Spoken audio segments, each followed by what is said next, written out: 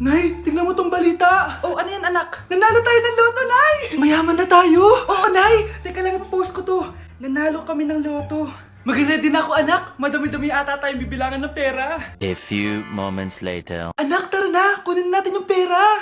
Hello. Nakita ko yung post mo. Nanalo pala kayo ng loto, ah. Oo. Ba't pala andito ka? Di ba crush mo ko? Liligawan sana kita. Che! Di ba nireject mo ako dati? Peperahan mo lang ako eh. Hoy, lalaki ka! Alam ko na balak mo. Porket nanalo kami ng loto, jujuwain mo na tong anak ko? Hindi ko naman po peperahin yung anak nyo. Ay, oo, Mare. Hindi naman peperahan ng anak ko yung anak mo. Oh, ba't nandito ka? Makikipag-close sana ako sa'yo kasi magiging bilang ka na ng anak ko. Ay, tiilan nyo kami! Peperahan nyo lang kami! Lumayas kayo dito! Nabasa niyo na ba yung balita? Mali daw yung lumabas na loto. Kayo yung panalo. Kami yung nanalo. Mayaman na tayo! Hindi kami yung panalo. Nay, magiging mahirap na tayo ulit. Paano ba yan? Kami pala yung panalo. Lalayas na kami, ha? Sandali lang, Mare. Pag-usapan natin yung kasal ng anak natin.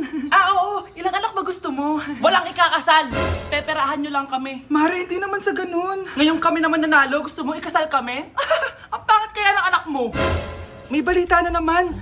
Sila daw ulit yung panalo. Ano? Hindi kami panalo? Mali na naman. Kayo pala yung panalo.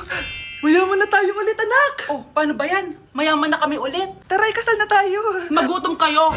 Layas! Bye!